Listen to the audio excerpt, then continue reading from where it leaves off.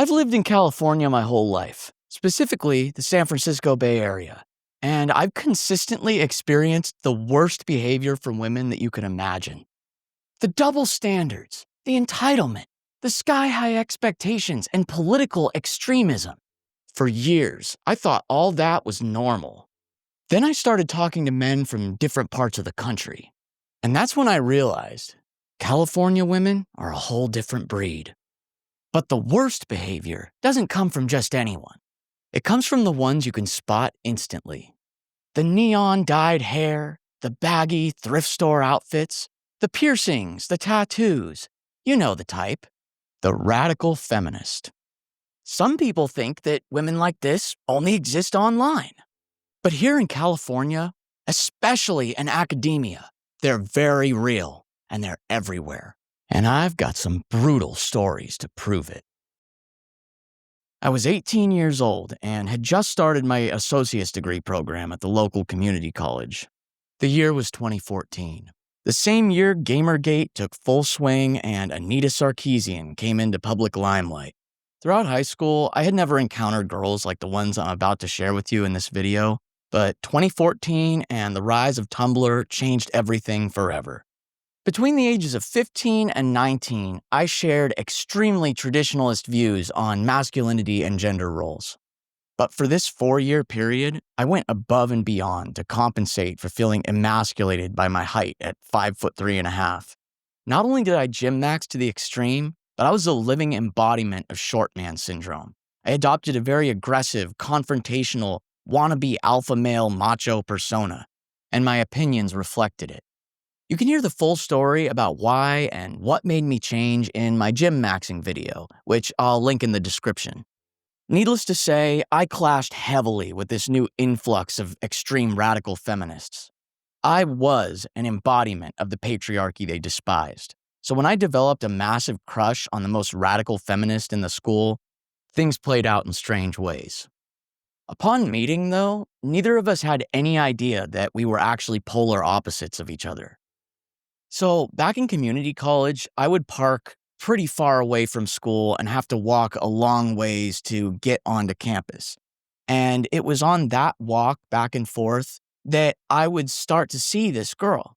The first time I saw her, the infatuation was immediate because it's like, imagine a fertility goddess from one of those ancient primal carved statues that people used to worship in prehistoric times. Like a reflection of pure femininity and abundance. A woman who has the build to accumulate vast quantities of adipose tissue on her lower body, all so she can have the maximum amount of stored energy reserves for pregnancy. Now, this type of feminine queen, fertility goddess-shaped woman tends to be exceedingly rare. This specific type of frame, where their hips flare out right underneath their ass cheeks, right in the perfect location to where their thighs have plenty of room to swell up big and fat. But this woman, we'll call her Crystal, she was one of the handful of girls that I had ever seen in my life who possessed this ideal female form. And not only did she possess this ideal female form, but she also already came pre-fed, pre-fattened, like some kind of... This type of woman, their estrogen pushes them to want to eat more fattening foods. And all they got to do is eat one little milkshake or cake or ice cream, and it goes straight to their thighs. And I'm sure you've heard that expression before. Oh, it went straight to my thighs. Oh, that's going to go straight to your thighs.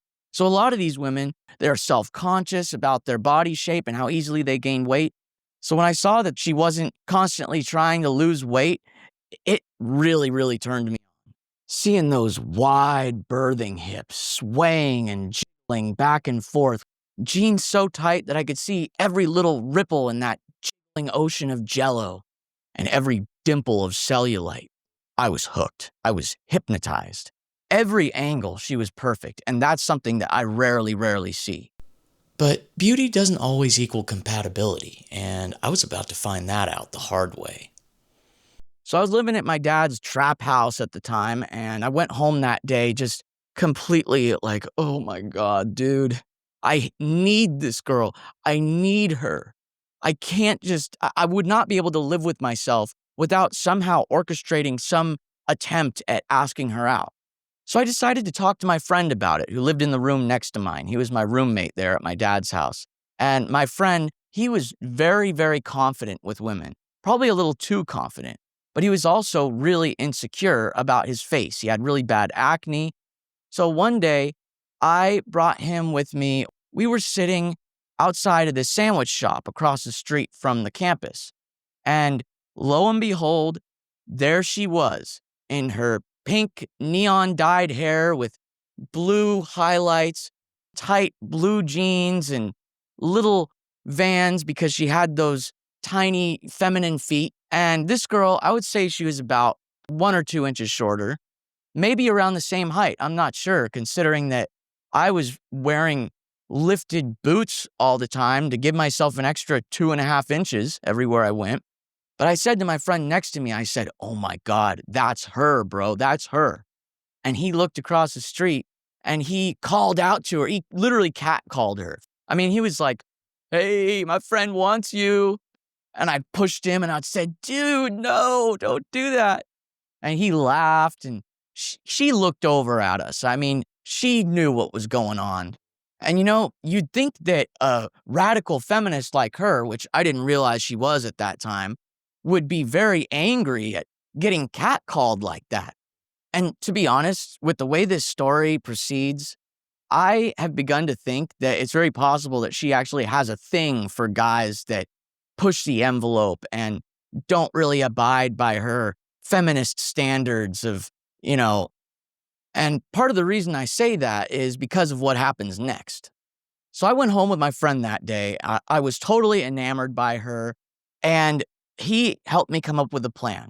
So he was like, you should have just gone up to her and asked her out. And I was like, dude, I don't want to awkwardly cross the street and basically chase after her. That's weird. Because the truth is, she actually lived in an apartment right next to where we were and right next to where she was walking. So I put together this creepy stalker level plan where I would sit at the table at the taqueria right next to her apartment, right in front of the crosswalk that we all used to go to campus. And I would just wait for her around the time that I had seen her in the previous time she walked by. And when she did walk by, I would get up and ask her out.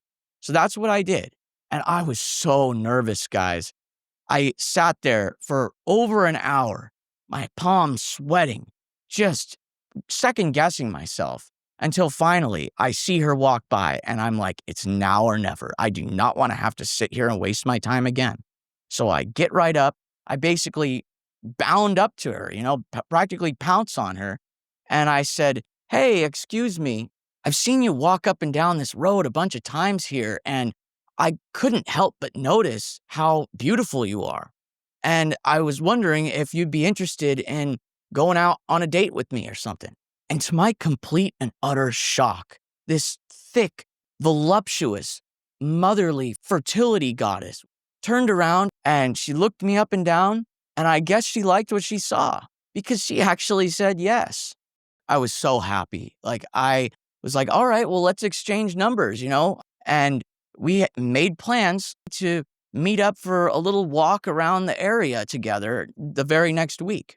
And bro, my friend was really impressed because I was always really bad at asking girls out, and I always avoided it as much as I possibly could because I felt that I was too short, but he was proud of me, and I went on that date, and it was on that date where I learned some disconcerting things about this girl.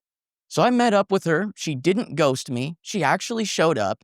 And we went on a little walk around the few blocks, going through the park and everything. We went to buy some chips. And during that time, we learned a bit about each other. It was more so me learning about her than her learning about me. She didn't really seem to ask me very much, but she had a lot to say. She was actually 24 years old, and I was 18. And I didn't mind the age difference. I mean, I was pretty shocked about it, and so was she, but neither of us seemed to mind. But that wasn't all. There were some concerning things. She was not shy about sharing her extreme views with me and didn't care if I disagreed or not. So the entire time I'm just sitting there nodding along, yeah, whatever, yeah, sure, I agree. Because I didn't want to piss her off. I wanted to get some. But it became increasingly worrying because it was very clear to me that she despised men. But at a certain point in the conversation, I felt that I needed to get something clear from her. I wanted to understand where her priorities were. Because to me, especially at that time, social justice issues and all this bullshit, nobody should be placing those kind of social issues as a priority over environmentalism, protecting the ecosystem, saving us from climate change, that sort of thing. And thankfully, she seemed understanding of my question, and she agreed that yes, the environment is the highest priority. And that set me at ease. I was like, okay, she's not completely insane. But as we came back around the block, getting toward her front door, she told me something that kind of put me off, like really. And this was my first time hearing about this back in 2014 or early 2015. And that is polyamory. Apparently, this girl has multiple boyfriends at the same time. And if you want to be with her, you got to be okay with the fact that she has a harem. And I was a little bit taken aback, like, what? I've never heard of that. That's interesting. I don't know how I feel about it. She said she only had one or two other boyfriends. One of them lived with her in the apartment there, and he was actually a guy I had seen before.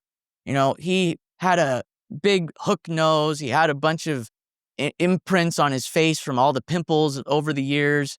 He wasn't an attractive guy, but he was very tall. He was like 6'4". And that made me feel very inferior and insecure. So I told her, I was like, I'm okay with it, but I don't want to hear about the other boyfriends because it's going to make me feel bad. And she said that was fine.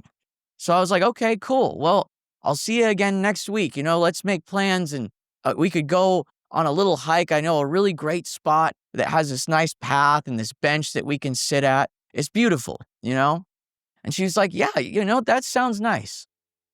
So my views are different now, but back then, the reason I wanted to make sure that the environment was a priority in her mind over all this feminism, social justice stuff was because at that point in my life, I was an extreme environmentalist. And I saw myself as having the warrior spirit of a Viking, but lacking the body to match. I was a liberal when it came to immigration, social programs, race relations, drugs, foreign policy, abortion, colonialism, and the LGB part of LGBTQIA+.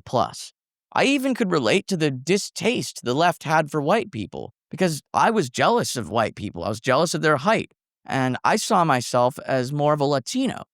However, I was conservative when it came to guns, gender relations, and trans people. Being the extreme naturalist that I was, I viewed gender transitioning, modern feminism, and women wanting to distance themselves from traditional gender roles as an abomination of nature. Unlike today, at that time, I found tall, athletic women to be repulsive and unnatural. Unfortunately, my own body didn't fit my own standards. I strongly held the belief that men should be tall, muscular, and masculine, and women should be short, curvaceous, and feminine. No exceptions. And to become a single mom, put your career over your family, and feed your kids goy slop because you're too busy was not only selfish, but evil, and playing right into the globalist agenda to stunt the growth of future generations with their processed chemical garbage. The biggest enemies in my mind were the corporations that created these products and the chemicals that stunted my growth and many others. And I saw trans people playing around with powerful hormones as a danger to children. What if they leave it around and a curious child picks it up and ingests it? Their life is ruined. What if it gets into the water supply somehow? What if it's disposed of improperly and leaches into a place where kids unknowingly are exposed? Those are all legitimate concerns. And back then, I believed that all those chemicals should be banned. To me, Women belonged as homemakers, cooks, and mothers, and men should be providers and protectors. Needless to say, I was not your typical liberal. As I had mentioned previously, Crystal had no idea what my true feelings were on feminism, but she wasn't shy about sharing her radical beliefs. I found them abhorrent, but I kept my mouth shut and silently nodded, which was enough for me to get through a few more dates. Now, this second date that we would have ended up marking a major milestone in my life, and you're about to find out why. So I picked her up in my 2001 Subaru Forester at her apartment in town, and I complimented her as she got into the car. She smiled. So far, so good. I had this song playing on my radio, Sugaree by the Grateful Dead, one of my all-time favorites, and I was really pleasantly surprised to hear that she actually really enjoyed the song. I drove her all the way, 20 minutes away to the west side of the county, to a place where I used to go with my friends to smoke weed a lot when we were younger. This loop trail that goes around in a redwood forest pretty close to where I grew up. Now, you'd think that an overly cautious radical feminist who hates all men and is suspicious and doesn't trust any of us would turn down the idea of a date in an isolated forest on a trail that he knows and she doesn't, in a place where no one else is going to be around. But she seemed to really enjoy it, and we had a pleasant time. It only took us about 15 minutes of walking to get to this bench, and we sat down next to each other. I put my arm around her. This was the first time I had ever experienced anything like this, by the way. I didn't really know what I was doing, but it felt kind of natural because, I saw myself as this masculine, manly, alpha male type guy who was very dominant. And I saw her as being submissive. And I decided to take that dominant role. So I put my arm around her, I rubbed her arm and got up next to her. And she seemed to enjoy it. Like she leaned her head on me. She was very, very receptive. And our heads got close.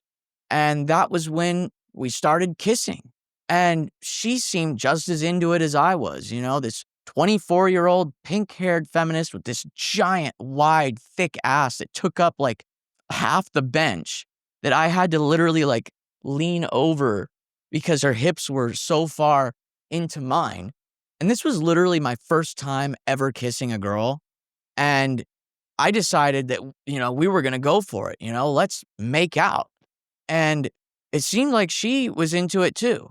We did a little bit of French kissing. I mean, it was very, very hot and it was very lengthy. And I took the opportunity to, feel her thighs and her hips and squeeze a little bit, Unfortunately, she had worn those blue jeans, which, yes, they're skin tight, but they tend to make it very difficult to grip onto that jiggly flesh, But I really, really got to touch her and feel her up all the way into her inner thigh.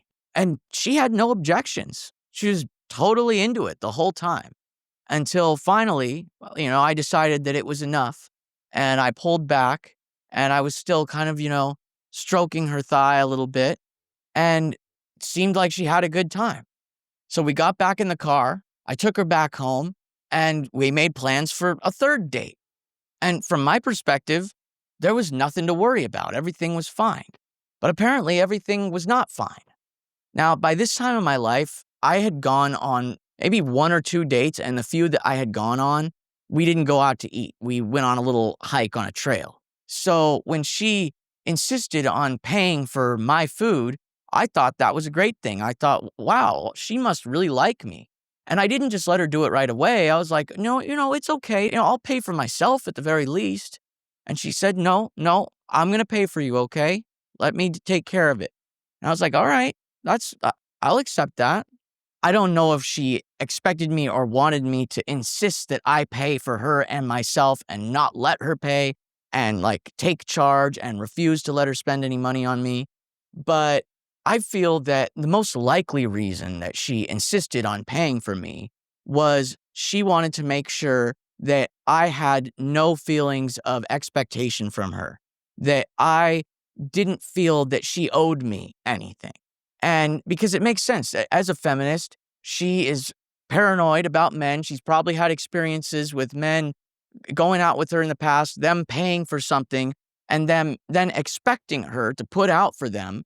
And when she doesn't, they get very angry and possibly stalk her or scare her or do whatever. Let me know in the comments if you think that my theory is right, because I think it is. But if you have a different theory, I'd like to know what your thoughts are. But yeah, at the end of that date, when we went out to eat, I had a great time. I thought she had a great time. Everything went great. It was our third date. I brought her all the way home because she didn't have a car. And that was that. I thought everything was fine. Little did I know, everything was not fine. She called me later that week to break things off, saying that we didn't have chemistry. And when she told me this, I was devastated at the idea of losing her and losing my chance to go all the way, you know? So I asked her what she meant by that, and that's when some attitude came out. She says, "I don't know, we just don't have chemistry." At this point, I got a bit more desperate. I felt like I needed closure. So I asked her what I specifically did to make her feel this way. Is it the age difference? So I'm sitting there on the phone and she says, "I don't owe you an explanation, all right?" And the words just pierced my soul. She literally broke my heart. And with the way that she was acting, I couldn't help it. I was tearing up. Back then, I was very sensitive to rejection because my first thoughts always were that the reason I'm being rejected is because I'm too short, especially since her other boyfriend, who wasn't in as good of shape, by the way, was much taller than me. I really didn't want to believe it was that, but I felt like I needed to know the truth. So I say something like, "But you were my first kiss." Her response? "I don't fucking care." I couldn't believe how cruel she was being. And between my sobs, I told her that she had left her earrings in my car after her hike. So she says, "Keep them," and hangs up on me. That situation plagued my mind for years, of me trying to convince myself that it wasn't the height thing. But now I think it was. As for the earrings, I still have them in my drawer 11 years later. So after such a brutal rejection, my convictions against feminism grew even stronger. Eventually, one fateful day in November of 2015, my hatred of feminism reached its peak. On that day, not only did I find tons of studies that, beyond all doubts, proved that I was indeed stunted by chemicals that gave me a precocious puberty, but I also found an entire forum full of feminists shaming short men and talking about how worthless we are.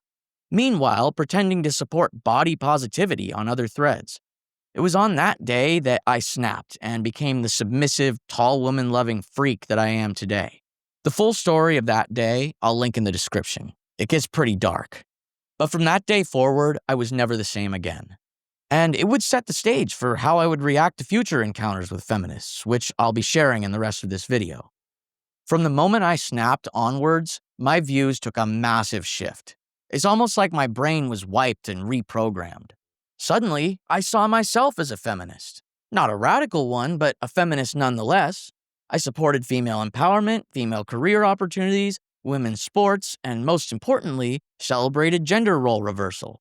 All of these things played into my new attraction for tall, athletic, wealthy, powerful girl boss types that once made me feel emasculated.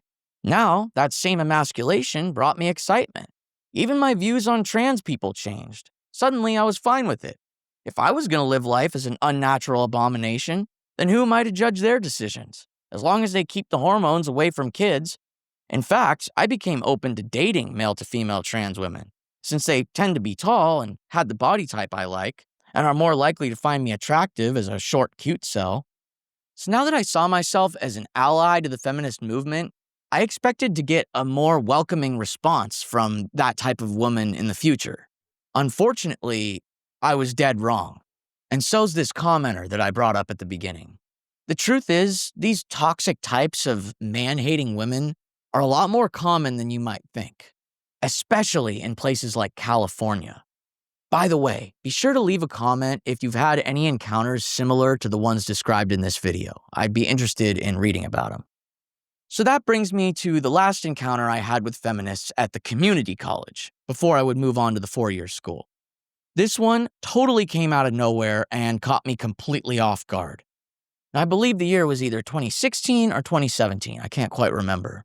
So it makes sense that the women I had class with were becoming more radical, considering the recent election and anti-SJW state of the internet at the time. Even so, I didn't see myself as part of that, considering I refused to vote that year and took a pretty neutral left stance on things. I was taking a statistics class at the time, and was proud to say I had recently cut back on drinking and was getting one of the highest grades in the class. Also, as a result of my snapping the previous November, I was released from my insecurities, and I had this constant euphoric feeling of liberation everywhere I went. I had ditched the lifted boots for flat Vans and stopped wearing muscle shirts. Thanks to this change in personality, I suddenly became quite popular. Women were more interested in me, and guy friends were also more drawn to my confidence and humor. So one day, I was having a nice conversation with my friend next to me. I was seated on the aisle seat, he was to my right, and these two SJW-looking girls with dyed hair and bright pink flashy outfits that looked like they got picked out of a clearance bin at Goodwill were seated to the right of him. I remember we were having this pleasant conversation, not quite sure what it was about, but it may have been related to current events. But right after I said something and he was about to respond, the girl in glasses to our right, who was probably 8 or 9 years older than us, spoke first. She turned to me and said, "You're a white male. Your opinions don't matter." I couldn't believe what I had just heard, and neither could my friend. I looked over at her with disgust in my eyes. And my friend, he didn't even turn to look at her. I vaguely remember defending myself, asserting that this was a private conversation and that her interjection was rude and unnecessary, but she doubled down, saying that no one cares what I think. To be quite honest, I was a rather emotional person at the time, and I felt so disgusted by her behavior that tears started flowing down my face. But I wasn't just sad, I was angry. I raised my voice, and I told her, "How dare you make an assumption about my ethnicity? I'm not even white, I'm mixed race." And considering everyone around heard me, and she's mixed race too, I probably just embarrassed the shit out of her. Because she just ignored me and turned back to her friend and started having a quiet conversation with her instead. So I felt like I had made my point and won the argument, since she probably feels stupid about misidentifying my race. I knew exactly how to get to woke feminists like that.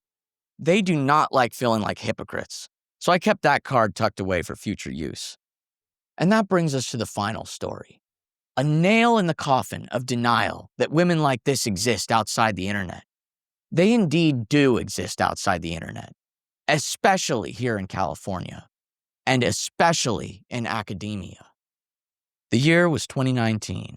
I had been at a 4-year school since January of 2018, and it was my final semester. 1 year before the time of this story, I had lost my number one source for NSFW gooning material, Tumblr. As soon as they banned NSFW material, the site crashed in popularity with a mass exodus of users. But you know who stayed? Radical feminists. Those are the kinds you think only exist online. But not only have I encountered them in real life, but one of them is my cousin. But that's a story for another day. In 2019, I was still fairly liberal. I still saw myself as a male feminist. I still believed in socialism. However, that previous incident left a scar. I no longer trusted the left. I saw hypocrisy everywhere I looked. But this final encounter with feminists would change the course of my life forever, setting me on the path towards a new perspective on politics. It was a night class, human resources management. Of course this occurred in HR class. It's scary to think that these are the kinds of women getting into HR positions, but what else can you expect? So here I am, sitting at the front of the classroom, and the teacher is explaining how we're about to do a group project. He's going to assign groups that we're going to be in. We're not going to be able to decide who our group members are going to be. And I understand why he does this because, he doesn't want it to be a popularity contest and have anybody left out.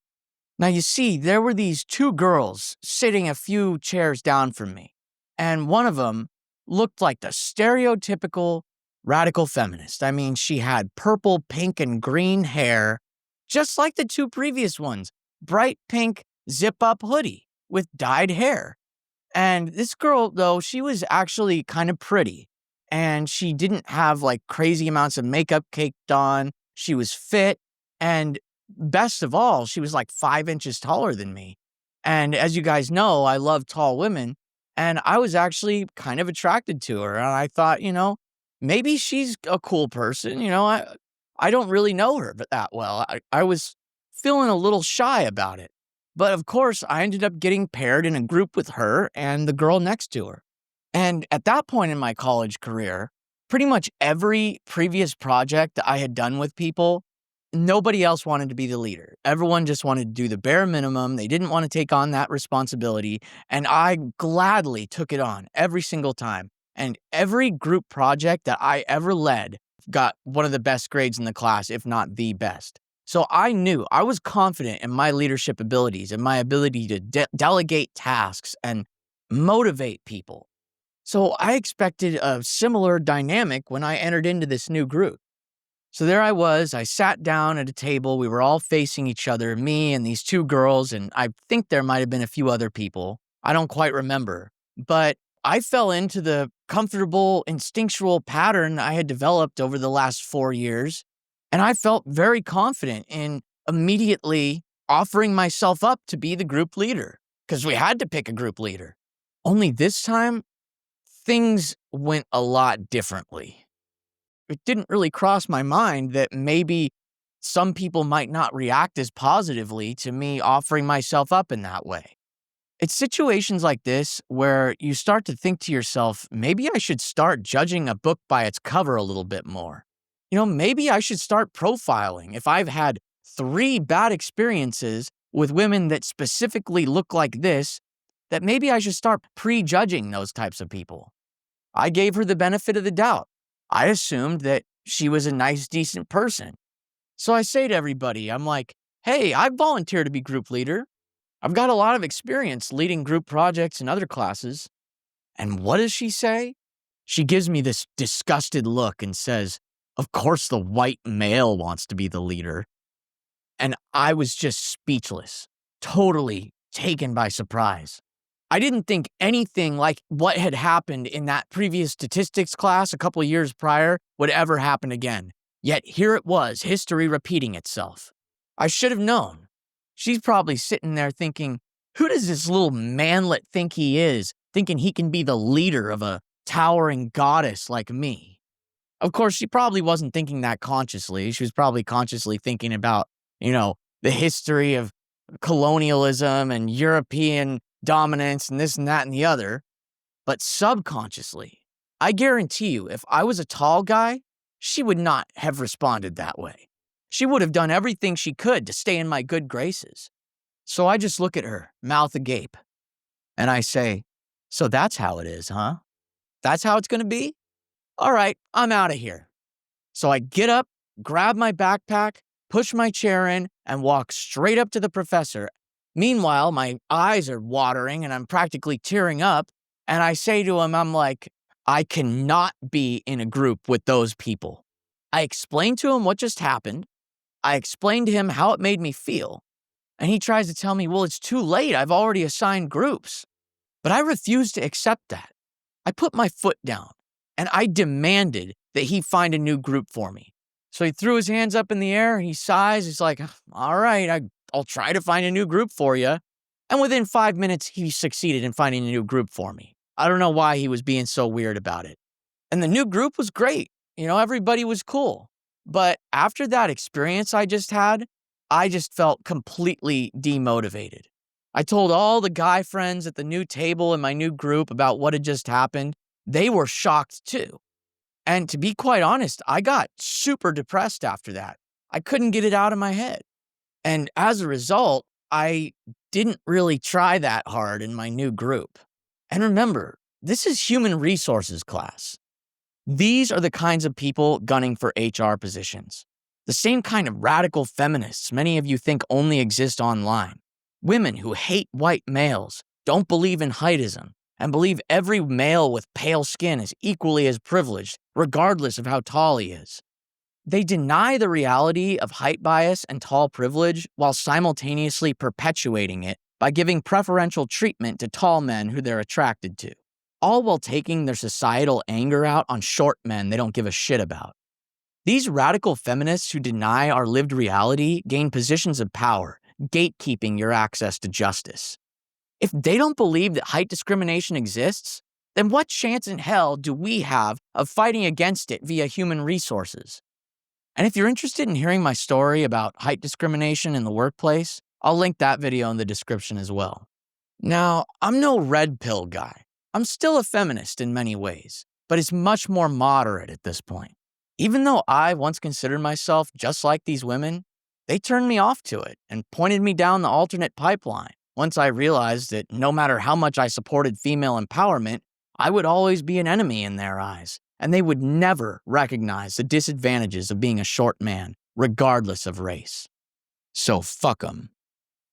And if you liked the video you just watched, you'd probably love this one here, where I dismantle the nonsensical, hypocritical statements of a radical feminist who goes by Shelby Exists and makes stuff.